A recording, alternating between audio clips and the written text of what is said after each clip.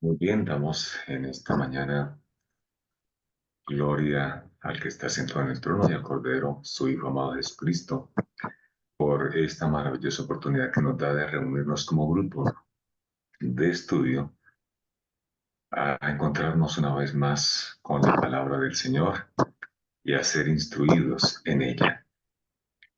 Rogamos al cielo porque nos permita en esta mañana seguirnos preparando para el evento glorioso que tenemos programado en estos 50 días de oración, conmemorar y agradecer al Señor por los 180 años de ministerio y de en el mundo estar la luz brillando a través del gran movimiento adventista, que hoy más que nunca debemos estar despiertos, anhelando el pronto regreso de Cristo Jesús. Yo sé que hay muchos hermanos que en sus iglesias están preparándose para esta gran conmemoración en gratitud al Cordero por la obra que realiza en el santuario celestial, en la obra de juicio en favor de nosotros como su pueblo. Y que el Señor anhela que nosotros hoy estemos despiertos, estemos como los centinelas transmitiendo la luz que el cielo nos ha dado, iluminados e iluminando al mundo para que pronto se cumpla en nosotros lo que dice Apocalipsis 18,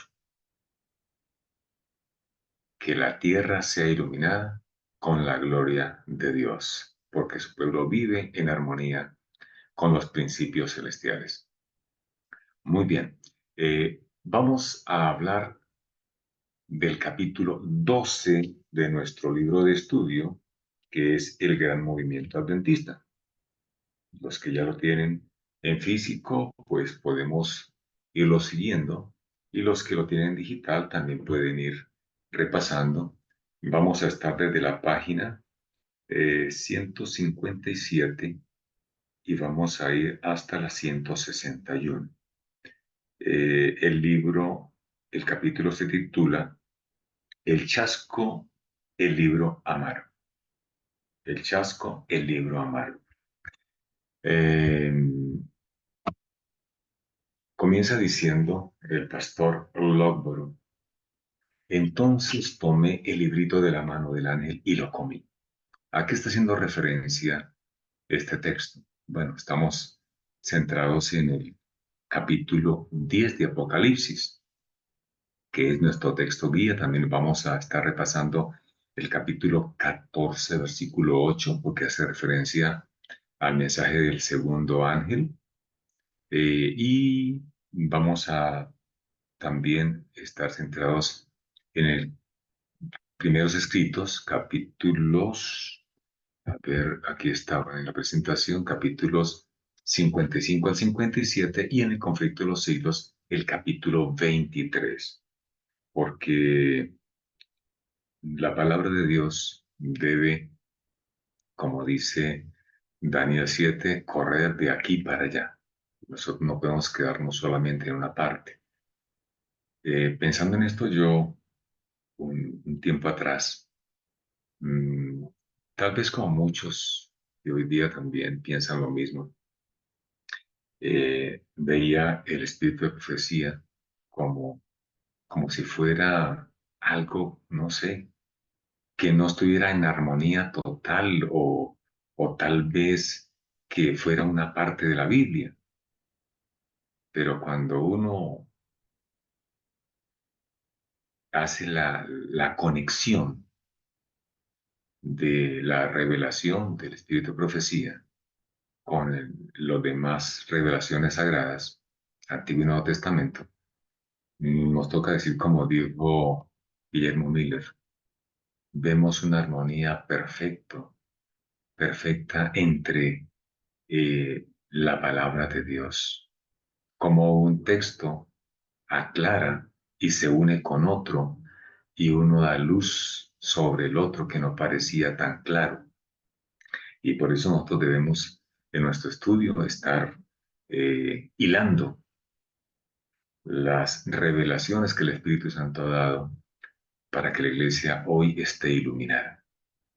Recordemos que hace unos días atrás se nos compartía, el pastor Muñoz nos compartía acerca de las vigilias y hemos visto cómo estamos en la última vigilia y en la última vigilia es cuando eh, la luz quiere romper las tinieblas, pero pareciera como si la oscuridad se quisiera profundizar más. Por eso en esta mañana les invito para que estemos atentos y estemos repasando ahí en la palabra del Señor. Dice el profeta apóstol Pablo, entonces tomé el librito de la mano del ángel y lo comí, y era dulce en mi boca como la miel. Pero cuando lo hube comido, amargó mi vientre. Y él me dijo, es necesario que profetices otra vez sobre muchos pueblos, naciones, lenguas y reyes. Entonces, dice el profeta, entonces me fue dada una caña de medir y me dijo, levántate y mide el templo. Estamos haciendo referencia al capítulo 11 de Apocalipsis. Y mide el templo de Dios y el altar y a los que adoran en él.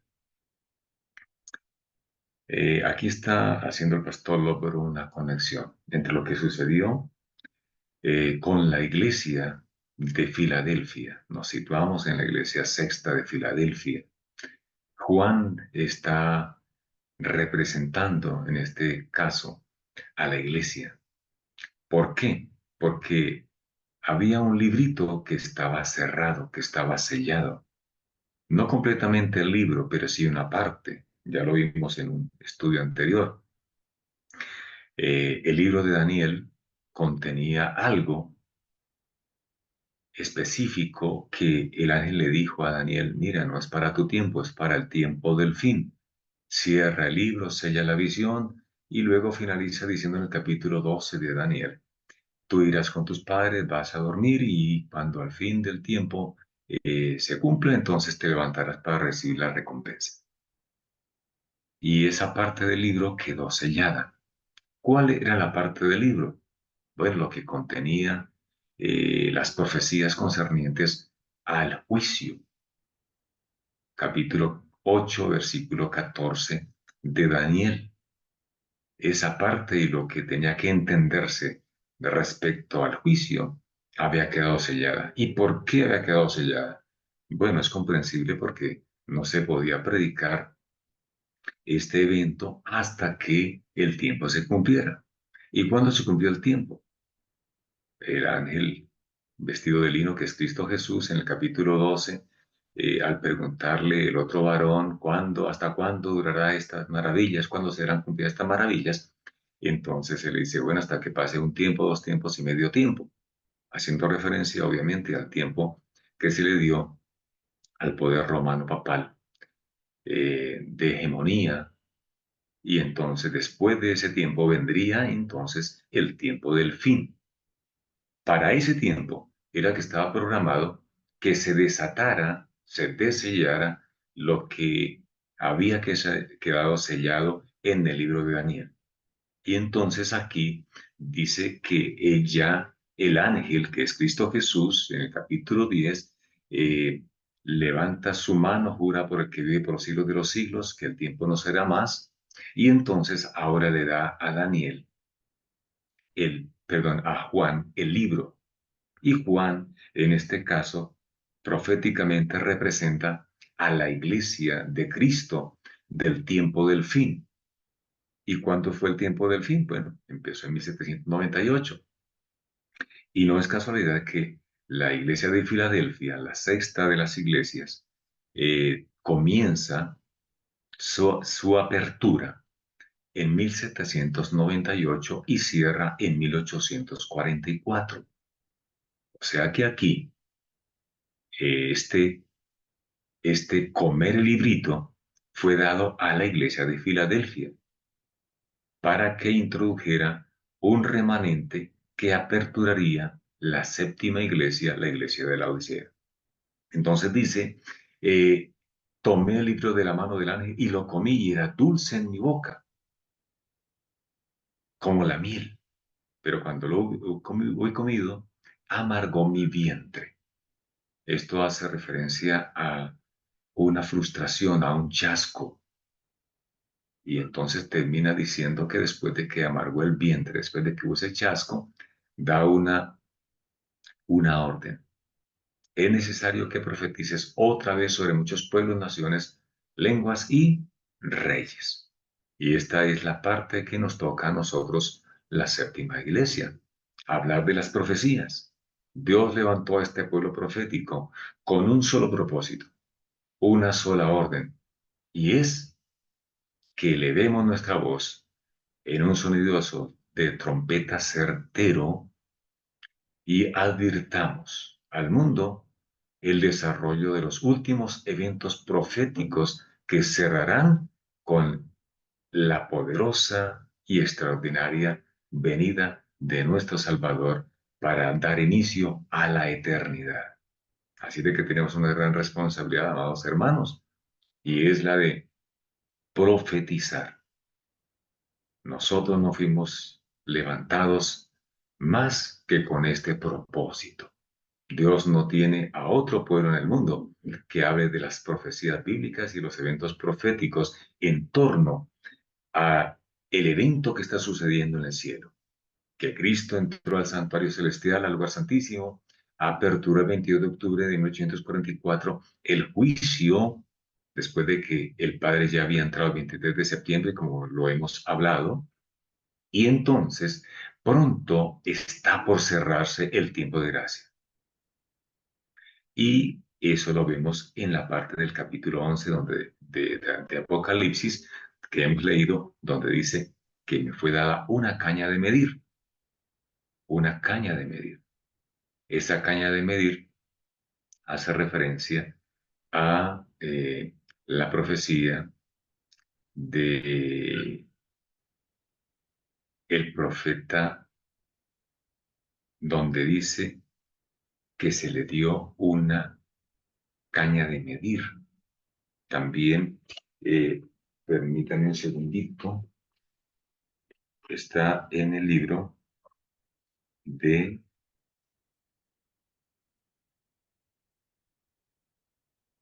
Zacarías. Zacarías. En Zacarías hace referencia al mismo evento. Esa caña de medir tiene algo especial, porque esa caña hace referencia a la santa ley de Dios y a la palabra de Dios. Y lo que es importante que es que dice, levántate y mide el templo o el santuario de Dios y el altar y a los que adoran en él. Pero se le dice, y a los que están en el patio no los midas. ¿Y por qué no? Porque los que están en el patio son los que se quedaron fuera del pacto. Es decir, todos los que entramos al santuario por la fe, somos los que estamos siendo juzgados. Los que se quedan afuera del pacto, los gentiles, y la palabra gentil quiere decir los que no hacen pacto con Dios, no son heridos, no son pesados, no son juzgados en este evento. Ellos tienen su parte en el milenio, porque es el juicio de los que se pierden. Ahora hace aquí referencia al pastor Logro dice en el lenguaje bíblico, el comer el librito representa la recepción de la verdad.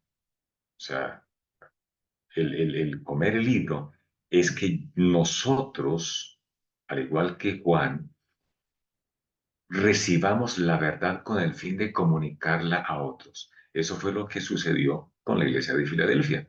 Ellos no se quedaron solamente con con el entender y comprender el evento que estaba a punto de suceder y estaba en pleno desarrollo.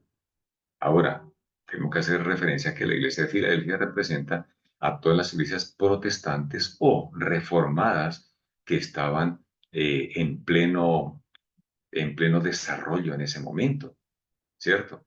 Porque no podemos decir que fue una iglesia que se llamaba Filadelfia, no. Filadelfia representa a todas las iglesias y por contraste representa a las 10 vírgenes de Mateo 25, es decir, las 10 vírgenes de Mateo 25 proféticamente se llaman la iglesia de Filadelfia. Y entonces ellas fueron el siervo fiel y prudente es levantado por Dios.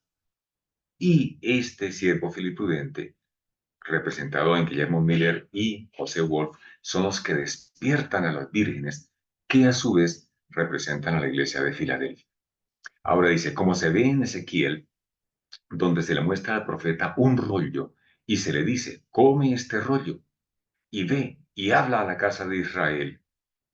Después de comer el rollo, él dijo, y lo comí y fue en mi boca como la miel. Entonces vemos que el comer el rollo, el comer el libro, que es lo mismo, tiene un mismo efecto. ¿Por qué? Porque ellos encontraron algo maravilloso en estas profecías, que era dulce, dulce, sabroso, como la miel. También al profeta Jeremías usa la misma figura. Fueron halladas tus palabras y yo las comí, y tu palabra me fue por gozo y por alegría de mi corazón. De esta expresión, entonces, aprendemos que la dulzura del libro, mientras lo comía, representa el gozo y la satisfacción experimentada por los que así se alimentan de la palabra del Señor. Hoy nosotros podemos tener la misma experiencia si comemos de la palabra de Dios, si nos alimentamos de ella, si vamos a la fuente de la verdad, encontraremos, como dice la sierva del Señor en Manuscritos Inéditos, tomo 1, encontraremos unas hermosas minas que están ahí listas, tesoros que tú y yo podemos descubrir y entonces podremos compartir este mensaje con otros que también tendrán su propio cofre, su propio tesoro para compartir con otros. Ese es el tesoro inagotable de la palabra del Señor. Pero dice el capítulo 10 que esto que era dulce, amargó, amargó. Hubo un chasco, una frustración, algo que no se esperaba. En el libro mencionado en el capítulo 10, del cual se dijo que era para quien lo comiera sería como la miel, pero que tan pronto si hubiese comido sería amargo. O como en algunas traducciones dicen, tan pronto como lo comí en mi estómago fue picra. Y esta palabra picra tiene que ver con un preparado que se hacía con alcohol y aloes y mirra, y que era un remedio que aparentemente tenía un sabor dulce, pero que era un amargo peor que la gente. Y dice que tan pronto se comiera y se digiriera, esto iba a ser un amargo. Era ese libro del cual el ángel anunció por la autoridad de quien hizo el cielo, la tierra y el mar, que el tiempo no sería más. Y esta otra parte que debemos aclarar. El tiempo no sería más. ¿Cuál tiempo? Bueno, nuestros hermanos pioneros que salieron de Filadelfia, de todas las iglesias representadas por Filadelfia proféticamente hablando, ellos entendieron que el tiempo de gracia se acababa. Y por eso tal vez fue que algunos de los que se les dio las profecías concernientes a un tiempo sucesivo para el fin del tiempo, dijeron, no, el tiempo de gracia se acabó, ya nosotros dimos la última predicación, dimos la última advertencia al mundo, ya no hay más tiempo. Bueno, no se refería al tiempo de la gracia, no se refería al tiempo de Cronos, sino se refería a los tiempos proféticos, es decir, no habría más profecías de tiempo, sino de ahí en adelante, la última que se cumplió, la última gran profecía que encierra todas las demás profecías, se refiere al cumplimiento de 1844, de ahí en adelante. la de los 2300 días que llega hasta 1844, de ahí en adelante no habría más profecías de tiempo. Por eso se nos advierte a nosotros como adventistas que queremos ser el remanente fiel y final, que no debemos colocarle fechas a ningún evento profético. Solamente debemos estar basándonos en mirar las profecías de eventos para poderlas colocar en el momento y en el tiempo justo, porque está sucediendo un fenómeno, lo hemos dicho, y es que muchos están enviando o estamos enviando hacia un futuro o hacia un pasado las profecías que están en pleno desarrollo. Y esto es altamente peligroso porque entonces estaremos hablando cosas que no son y que Dios no ha dado para que nosotros las coloquemos en eventos futuros, sino que el pueblo iluminado con la palabra profética aún más segura, nos coloquemos en el punto exacto y le demos el sonido certero de advertencia a la trompeta. Eh, el comer dice, comer ese libro, entonces debe representar una aceptación gozosa de la proclamación del tiempo. El comer el libro representa no solamente el entender la profecía, el compartirla, sino una aceptación que da gozo en la proclamación del tiempo. ¿Qué tiempo estamos nosotros proclamando hoy? Ellos proclamaron el tiempo que se estaba cumpliendo y era el tiempo del juicio y tristemente habían, y ahorita lo vamos a leer o en un momento más adelante, que ellos entendieron que el juicio y la segunda venida de Cristo eran en el mismo evento, pero nosotros entendemos ahora claramente que no son el mismo evento. La programación nuestra hoy día debe ser enfocada a que el tiempo del juicio está por cerrarse.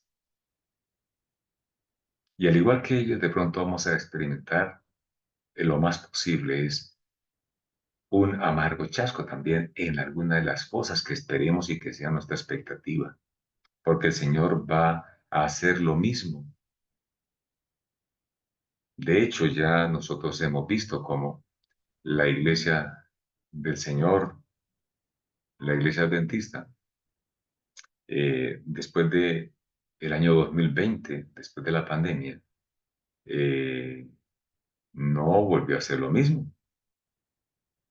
Las iglesias se llenaban, había mucho movimiento, mucha emoción, pero el Señor movió la zaranda y muchos hermanos abandonaron el barco.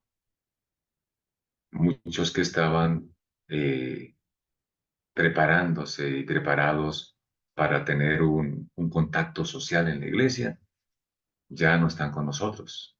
Ya hubo un zarandeo, hubo un chasco, no era lo que pensábamos y próximamente vendrá otro porque el Señor no quiere vírgenes insensatas ni siervos eh, malos en su cortejo, en su espera.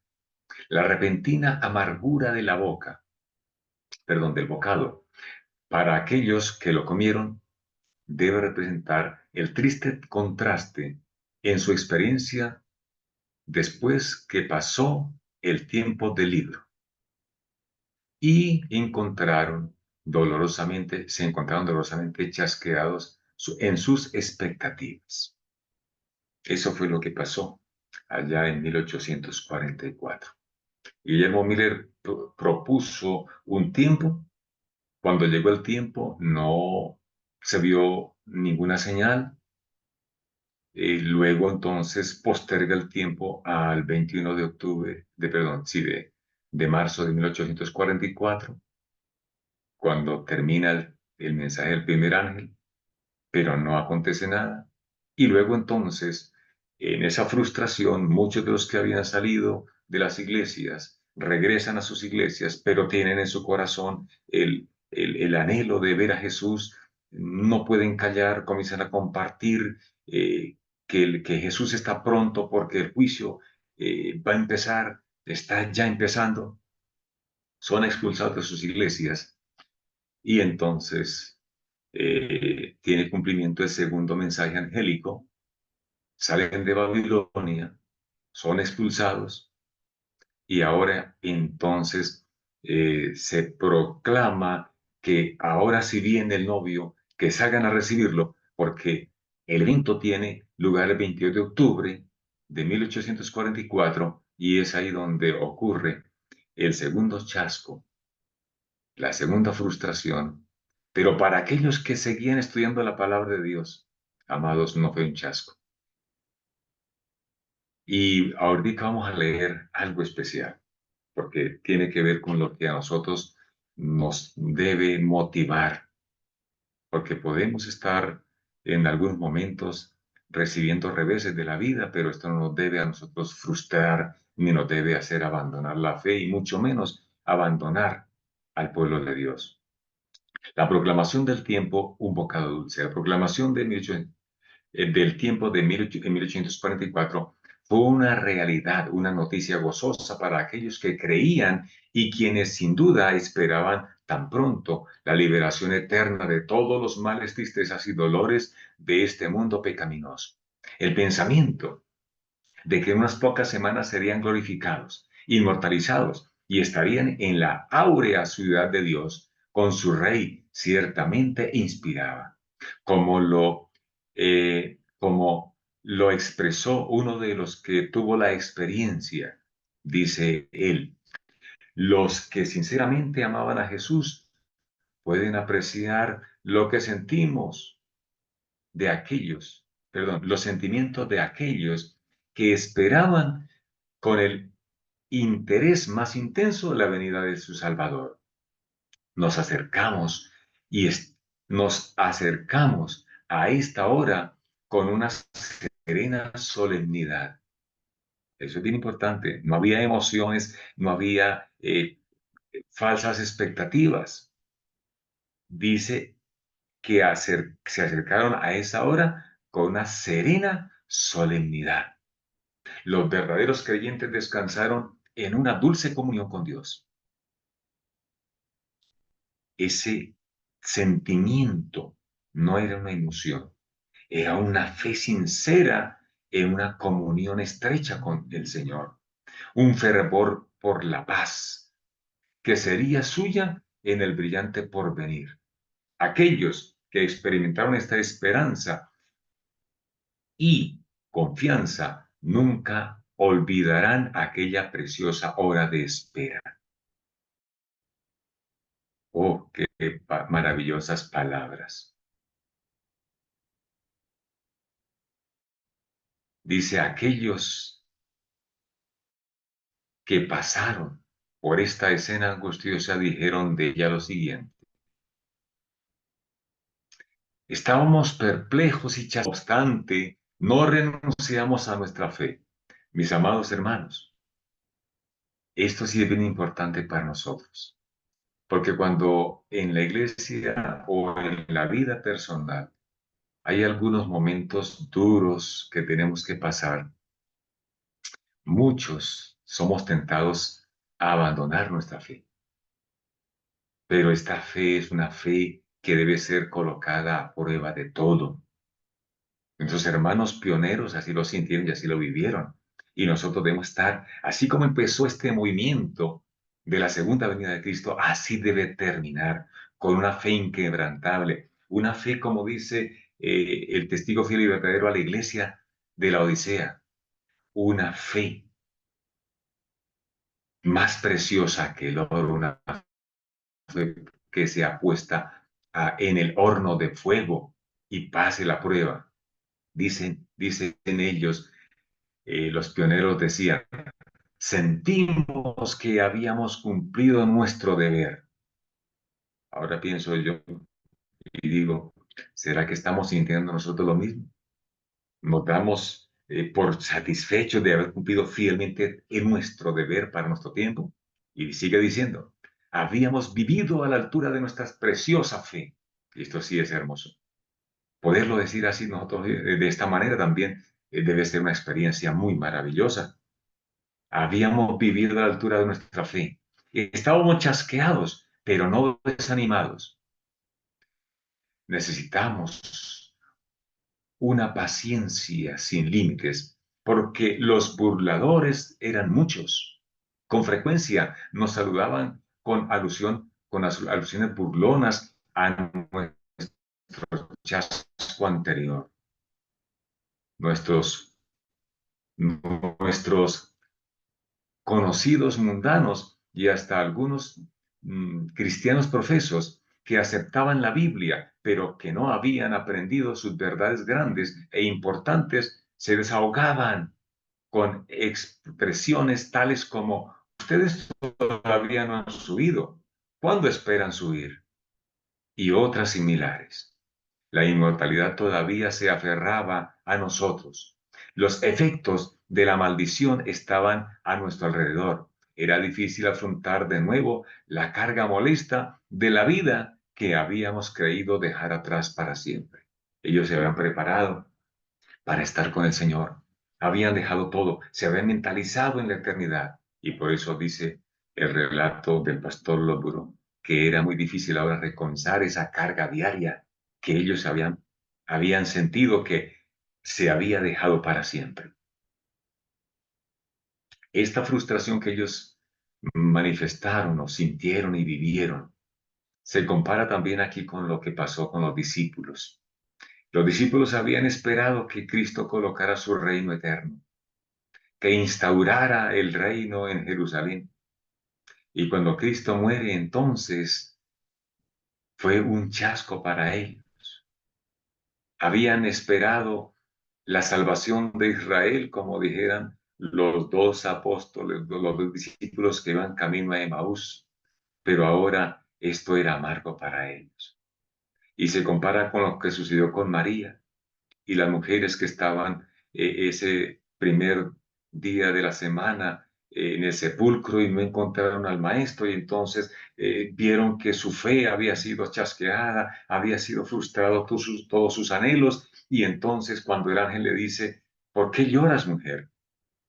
No, porque se llevaron a mi Señor y no sé, si tú sabes dónde lo pusieron, entonces dinos. Esto pasó también con el pueblo que esperaba la venida, el pronto regreso de Jesús para 1844. Pero al igual que las mujeres en el sepulcro, pronto encontraron dónde estaba Jesús.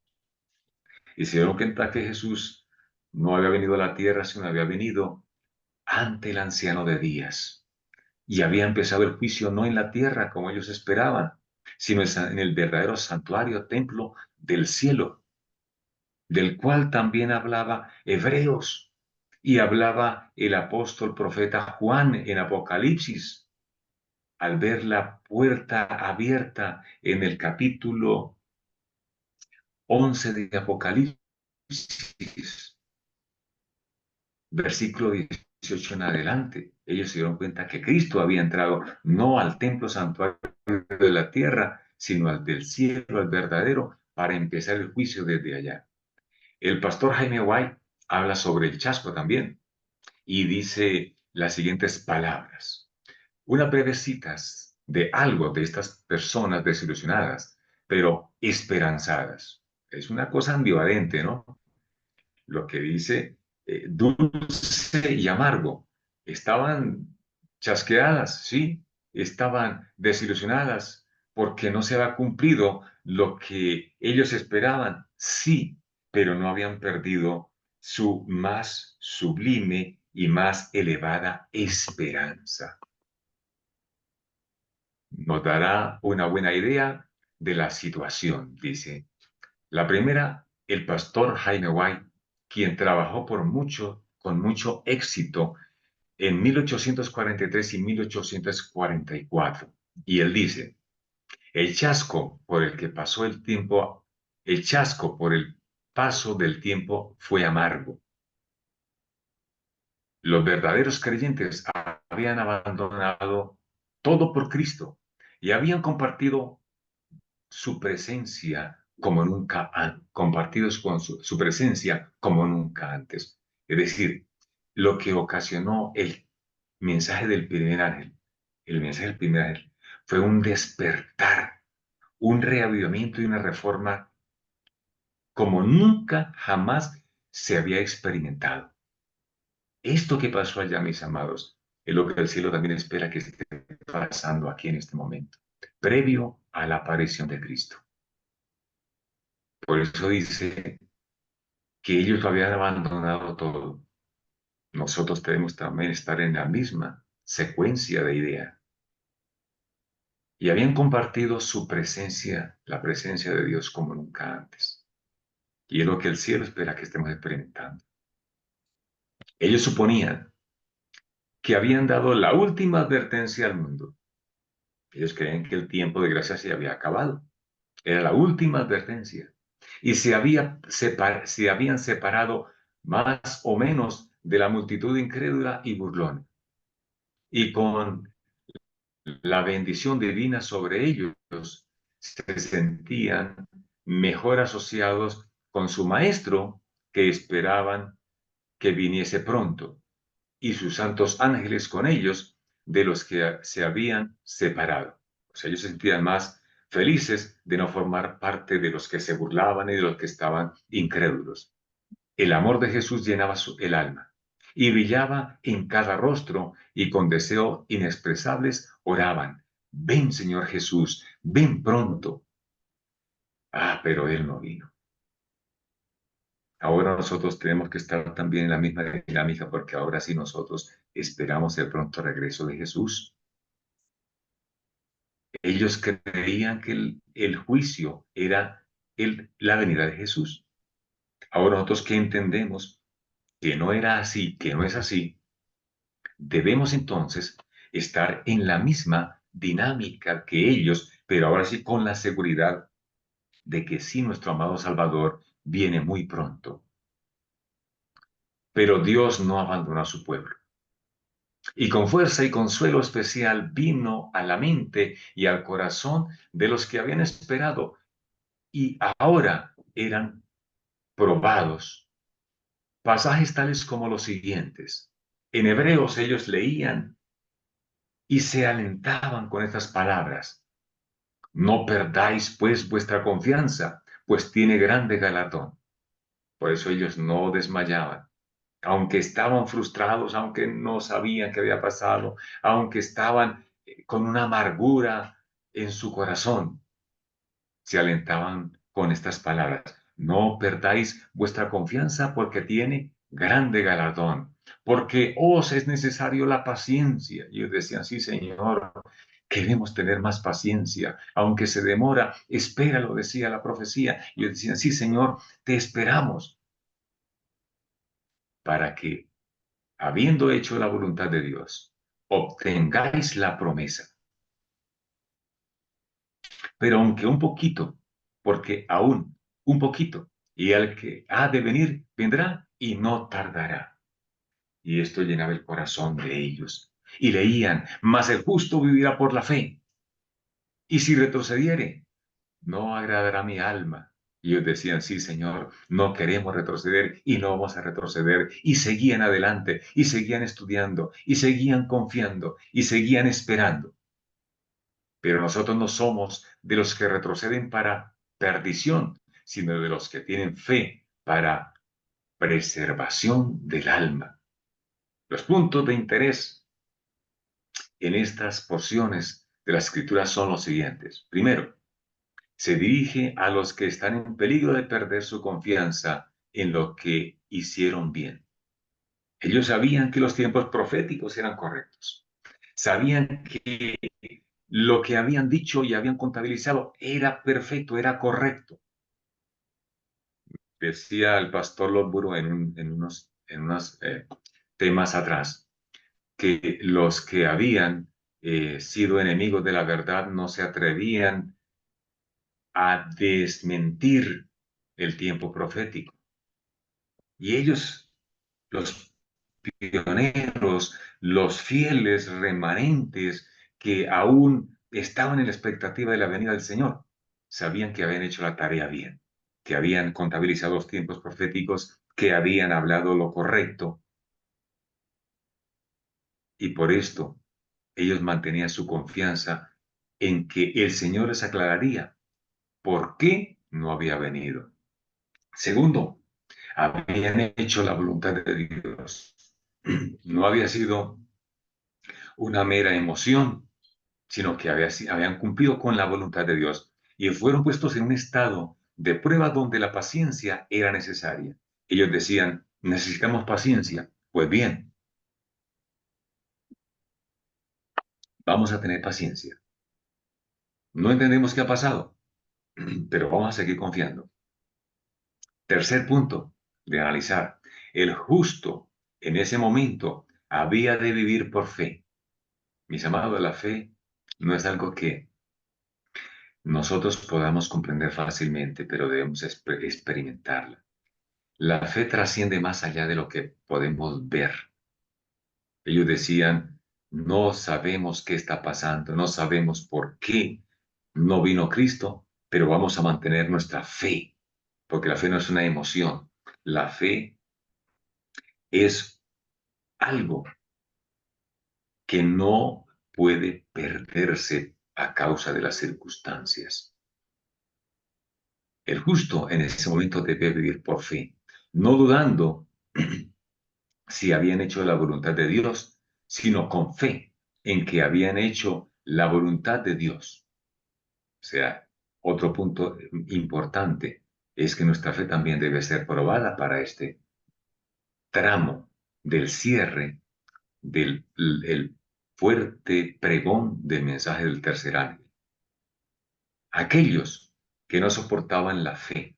Cuarto, aquellos que no soporten la prueba de fe, sino que pierdan su confianza en la obra en la cual hicieron la voluntad de Dios y retroceden, tomarán el camino directo a la perdición. Esos 4 puntos son bien importantes en la experiencia del pueblo adventista en la fase inicial y también debe ser para nosotros bien tenidos en cuenta para la fase final, porque para nosotros la experiencia que se vivió allá es la experiencia que nosotros debemos vivir también acá. Por esto es que el Señor espera que este libro, el Gran Movimiento Adventista, esté siendo de inspiración para los que nos preparamos para el pronto regreso de Jesús. También hubo algunos escritos respecto a este tema de la frustración, del amargo que se sintió. Y vamos a repasar 2 o 3 más de lo que se escribió en este tiempo. De N. Southard, editor del Midnight Cry, que significa Clamor de Medianoche. Era un periódico que circulaba en ese tiempo de 1844. En el número de El Midnight Cry del 31 de octubre de 1844. O sea, más o menos estamos hablando de 9 días después de lo que experimentaron de amargura nuestros pioneros. 10 días después del fin de los 1300 días, de la pluma del editor se publicó lo siguiente. En vista de todas las circunstancias que rodean este movimiento, los benditos efectos que ha producido en las mentes de los hijos de Dios y el odio y malicia de sus enemigos que sus enemigos han exhibido, debemos considerarlo como el verdadero clamor de medianoche. Mire cómo la fe se mantenía, porque las burlas eran terribles y les decían cuanto más podían para que la fe se frustrara. Pero aquí este editor dice que haciendo caso omiso a eso, debían considerar como el verdadero clamor de medianoche. Está haciendo referencia a Mateo 25, 9, el clamor de medianoche, la experiencia de las 10 vírgenes representadas en este movimiento del mensaje del primer ángel. Y tenemos, dice, unos pocos días en los cuales probar nuestra fe. Todavía está en armonía con la parábola de las 10 vírgenes. Ajá. Porque cuando todos se levantaron y arreglaron sus lámparas, todavía hubo un tiempo cuando las lámparas de las vírgenes insensatas se apagarían. Esto no podía ser hasta pasado el día 10,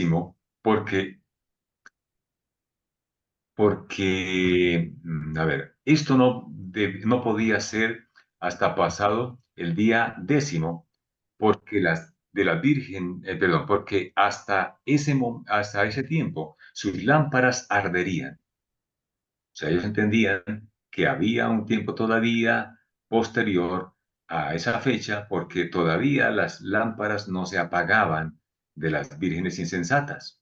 Por lo tanto, debe pasar ese día para que las necias abandonen su fe, como debe haber sido en 1843. Durante el tiempo de espera, una pequeña demora, por lo tanto, no es causa de chasco, sino muestra cuán exacto es Dios en el cumplimiento de su palabra. Ellos ya van entendiendo que el tiempo de espera era necesario y que Dios no iba a frustrarlos, no iba a desampararlos. Y termina diciendo, por lo tanto, mantengamos firme nuestra profesión de fe sin vacilar, porque el que prometió es fiel. Hoy nosotros también debemos alentarnos en estas palabras. Muchos hoy en la iglesia tienden a abandonar la fe y creen que el Señor todavía se demora mucho. Y cuando hacemos a veces sondeos, yo lo he hecho en la iglesia, de preguntar a los hermanos, bueno, ¿cómo- ¿cuánto tiempo usted piensa que el Señor eh, está por venir? Y es curioso porque muchos colocan hasta 50, 80 años. Los eventos proféticos están a pasos agigantados. La agenda que el enemigo está desarrollando en el mundo va a toda marcha, va a toda máquina. Y yo hacía relación con la visión que la señora White tuvo del gran tren espiritual. Pero nosotros tenemos que estar desarrollando la agenda del Cordero y dando el sonido certero a la trompeta. Y los eventos que se están desarrollando debemos estarlos pregonando. Pero la gente mirará de nosotros, la veracidad en nuestra vida. Porque si nosotros estamos hablando de que Cristo viene pronto, pero estamos haciendo las cosas en esta vida como si el Señor se tardara en venir, estaríamos entonces en la situación de los siervos infieles. Mi Señor tarda en venir. ¿Y qué hizo el siervo infiel? De Mateo 24. Comenzó a comer y a beber con los borrachos. Se volvió glotón. Empezó a golpear a sus consiervos. Y eso es lo que puede estar ocurriendo a veces con nosotros, porque perdemos de vista la premura de la venida de Cristo. Y entonces, en esa pérdida de vista, empezamos a hacer cosas que no debemos. Y cuando nos hablan de que estamos mal, que no nos gusta, y entonces empezamos a agredir, y empezamos a decir y hacer cosas. Mis amados, nosotros tenemos que mirar por nosotros mismos. A veces que nos excusamos en nuestra mediocridad, que debemos admitirlo, que a veces somos mediocres. Empecemos a excusarnos, pero es que el pastor no dice, pero es que el pastor no predica, pero es que los ancianos no nos dicen. Mis amados, cada uno de nosotros tenemos que darle cuenta fiel a Dios. Y no es el momento de estar echando las culpas a los demás. Es el momento de estar aprovechando este tiempecito que todavía nos queda de gracia para ahondar, cavar profundo en la maravillosa mina de la verdad. Tenemos suficiente luz, tenemos suficiente revelación. Si no la tenemos en físico, podemos mirar en digital, aunque para mí es mejor en físico. Pero cada quien, bueno, mirará cómo busca y cómo cava en la mina de la verdad para descubrir los preciosos tesoros que el cielo tiene para nosotros en este tiempo. Otro periódico llamado La Voz de la Verdad. Su editor, Joseph March, escribió lo siguiente. Los adventistas esperaban que el 10º día del 7º mes de 1844 terminaría los 2300 días. Y es una verdad. Terminaron los 2300 días. Y en ese día Cristo completaría su obra sacerdotal y vendría a la tierra para bendecir a su pueblo. La investigación posterior demostró que fue el comienzo de su obra purificadora del santuario celestial lo que ocurrió ese día, y no la conclusión de su obra como sacerdote.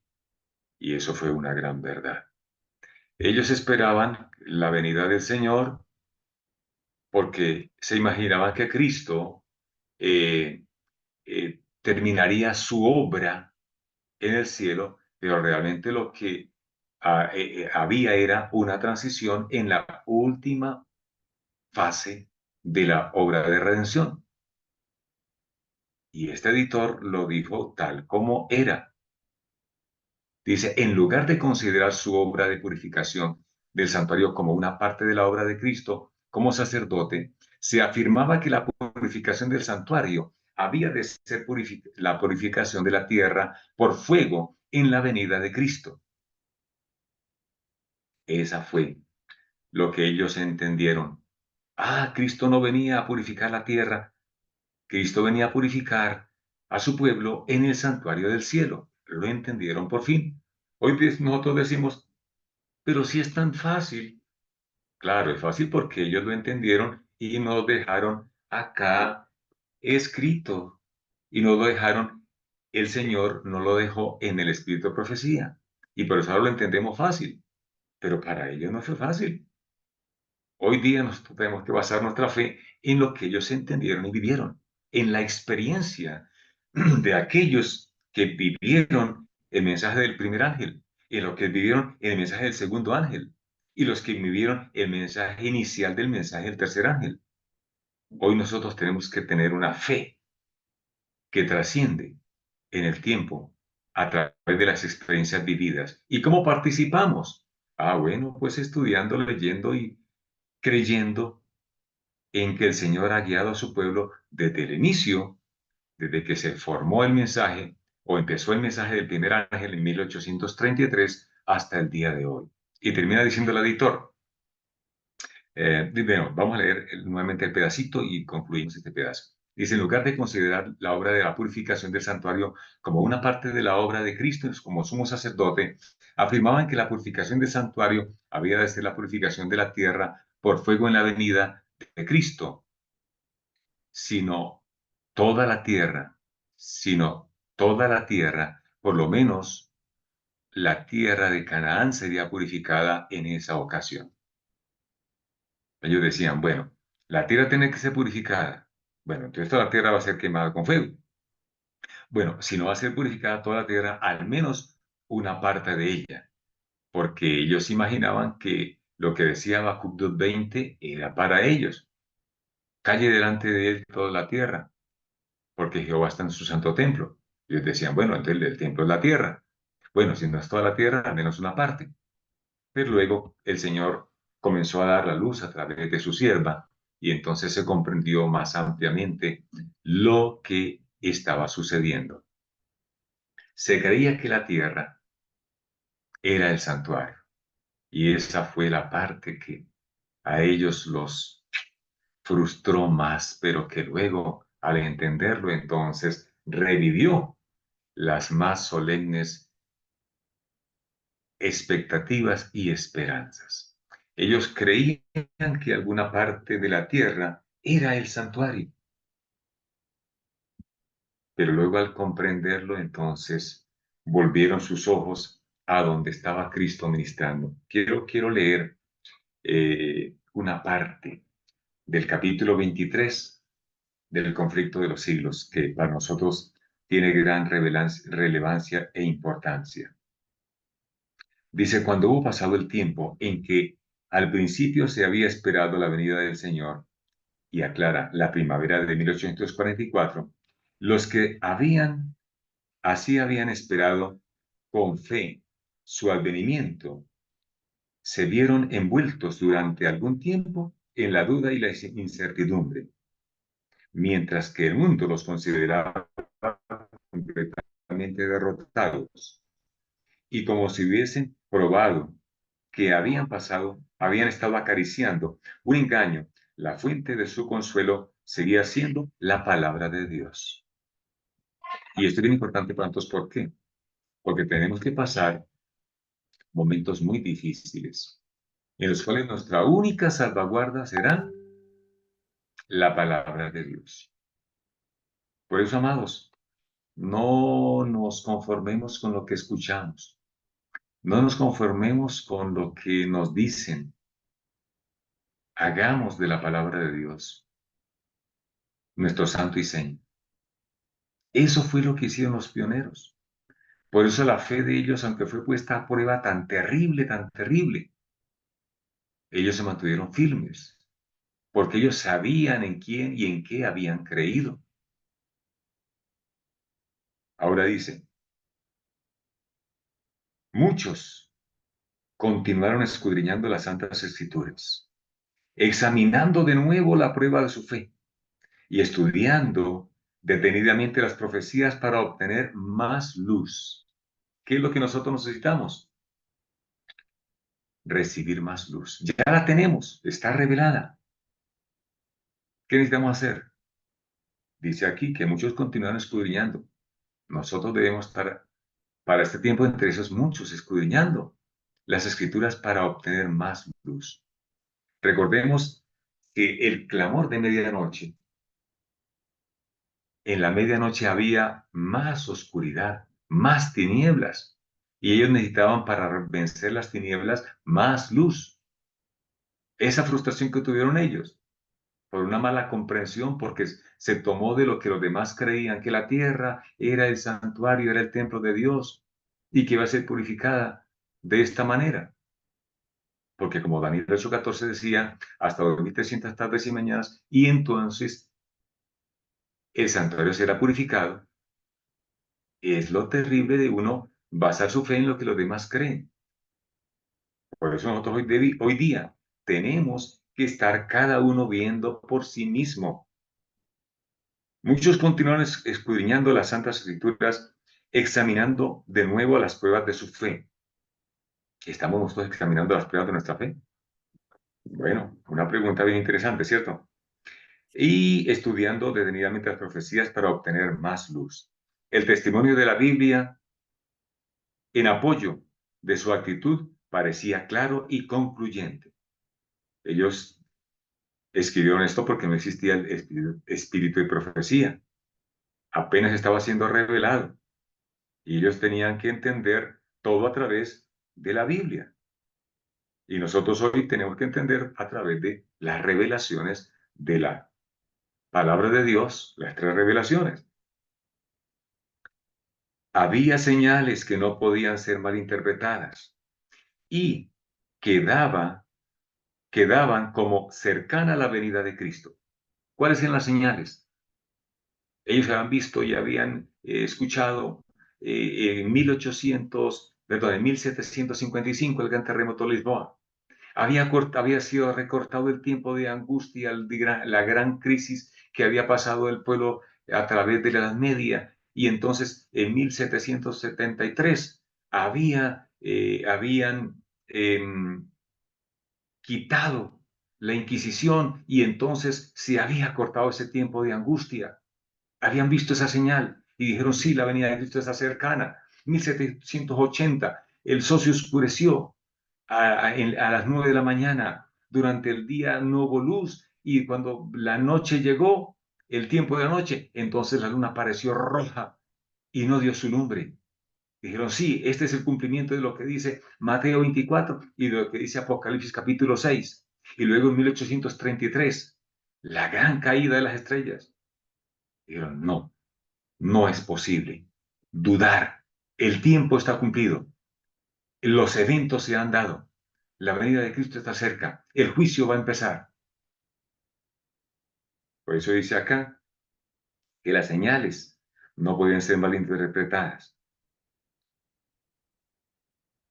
Hoy las señales de la proximidad se dieron. Ahora estamos viendo los eventos próximos a la venida de Cristo. Y nosotros no podemos pasar por alto los eventos proféticos, la unión de las iglesias, las agendas globalistas. La agenda del enemigo va a toda marcha y la del Cordero debe ir en el sentido correcto también, a toda marcha. Nosotros no podemos estar siendo imprudentes y dándole un giro que no es el que Dios espera a los eventos. Debemos estar alertas, vigilantes, porque la venida del Señor es inminente, está pronta, y por eso está más cerca nuestra redención que cuando creímos, como dice la palabra del Señor. La bendición especial del Señor manifestada dentro, estoy leyendo el capítulo 23 de Conflicto de los Siglos, Profecías Cumplidas. La bendición especial del Señor manifestada tanto en la conversión de los pecadores como en el como en el reavivamiento de la venida espiritual entre los cristianos. Había probado que el mensaje provenía del cielo. Y aunque los creyentes no podían explicar el chasco que habían sufrido, abrigaban la seguridad de que Dios los había dirigido en lo que habían experimentado. Las profecías que ellos habían aplicado al tiempo del segundo advenimiento iban acompañadas de instrucciones que correspondían especialmente con el estado de incertidumbre e indecisión y que los animaban a esperar pacientemente en la firme creencia de que lo que entonces parecía oscuro a sus inteligencias sería aclarado a su debido tiempo. Hay cosas que muchas veces no comprendemos, pero debemos por fe avanzar, tal como nuestros pioneros, y saber que el Señor las aclarará en su debido momento. Hoy nosotros comprendemos mucho más que lo que los pioneros entendían. Y ellos aún así, aunque no entendían todo por completo, avanzaron por fe, no abandonaron el barco, no abandonaron sus principios, y el Señor fue cumpliendo su promesa. La senda de los justos es como la luz de la aurora que va en aumento y el Señor quiere que la gran noche de liberación termine con un amanecer espectacular con la venida de Cristo.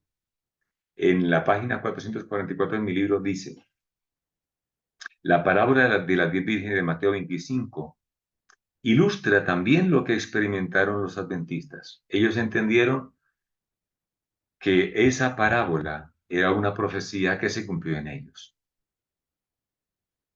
Y quiero terminar con esta parte. Hay mucho más por compartir, pero quiero terminar con esta parte. Dice en el capítulo 24 de Mateo, en consonancia con la pregunta de sus discípulos respecto a la señal de su venida y del fin del mundo, Cristo había anunciado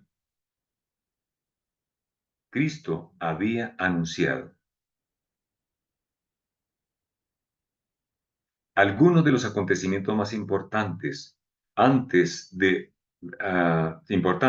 la historia del mundo y de la iglesia desde el primer advenimiento hasta su segunda venida, a saber, la destrucción de Jerusalén, la gran tribulación de la iglesia bajo las persecuciones paganas y papales, el oscurecimiento del sol y de la luna y la caída de las estrellas. Después habló de su venida en su reino y refirió la parábola que describe las dos clases de personas, las dos clases de siervos que esperarían su aparecimiento. Ahora, esta parte es importante. El capítulo 25 empieza con la palabra entonces. El reino de los cielos será semejante a 10 vírgenes. Aquí se presenta a la iglesia que vive en los últimos días la misma enseñanza de que habla al fin del capítulo 24, las dos clases de siervos. Aquí las dos clases de personas que habrían esperando al Señor. Lo que ellas experimentan se ilustra con las particularidades de un casamiento oriental. Dice aquí que se presenta a la iglesia. Y esta parte es bien importante, porque no dice que representa a la iglesia, como muchos han entendido y tal vez de buena fe han predicado. Las vírgenes no representan a la iglesia final. Las vírgenes tenían un cumplimiento profético y representaban a las iglesias de 1844. Hoy nosotros estamos representados, como dice en la palabra del Señor, en el libro de Lucas, el capítulo el capítulo 12, el versículo 36. Y vosotros sed semejantes a hombres que aguardan a que su Señor vuelva de la boda, para que cuando llegue y llame, le abran enseguida. Dichosos los siervos a quien el Señor encuentre velando, y cuando Él vuelva, os aseguro que se ceñirá, los invitará a sentarse a la mesa y vendrá a servirles. Nosotros somos ese siervo, o debemos ser, o debemos querer ser ese siervo, porque el siervo está aguardando a que su Señor vuelva de la boda. Las vírgenes representadas aquí en Mateo 25 esperaban al novio para entrar a la boda. Nosotros ya esperamos que el Señor vuelva de la boda, es decir, que vuelva de tomar el reino en el juicio que el Padre le va a dar. Amados hermanos, este es el momento en el cual la luz de la verdad que hemos recibido debe brillar sobre nosotros y sobre el mundo. Que aunque tengamos muchas veces que, así como lo experimentaron nuestros pioneros, frustrarnos por algunas cosas que no entendemos o malentendemos, que nuestra fe se mantenga firme y fiel, que nuestros lomos, como dice aquí el apóstol Lucas, estén ceñidos, nuestra cintura, nuestros pantalones bien puestos, en guardia y nuestra antorcha prendida, encendida, esperando a que nuestro amado Salvador Cristo Jesús vuelva por nosotros y nos lleve para servirnos en la mesa de kilómetros en la gran cena de la boda del Cordero. Que el Señor nos bendiga y que podamos en esta mañana ser reavivados por su palabra y que este mensaje sea un mensaje de esperanza y que nos obligue a vivir a la altura de la fe que tenemos y profesamos. Vamos a orar. Amado Señor, te agradecemos, Padre eterno, porque en esta mañana nos has recordado que tú has visitado a tu pueblo desde su inicio y que estarás con nosotros hasta el fin de los tiempos. Oh Señor, Tal vez no hemos comprendido muchas de las cosas que tú anhelas que entendamos, pero nos colocamos hoy en tus manos de amor y suplicamos porque tu Espíritu Santo hoy sea derramado en tu iglesia, que podamos entender y ser iluminados con tu verdad, que hoy nos comprometamos con el cielo y con nuestra salvación a vivir en torno a tu palabra. Y tal como los pioneros de tu iglesia lo hicieron en el pasado, hoy nosotros también estemos ahondando, cavando y aumentando nuestra fe y nuestra visión. Porque tu promesa es grande, que para aquellos que te buscan temprano, entonces lo hallamos, te hallamos. Oh Señor, ven pronto por nosotros. Los pioneros lo clamaron y lo dijeron. Hoy nosotros también en certidumbre de fe queremos decirte, Señor, ven, pero ven pronto por tu pueblo. Te anhelamos, te esperamos y lo agradecemos, Señor, en el santo y eterno nombre de Cristo Jesús, nuestro amado Señor. Amén.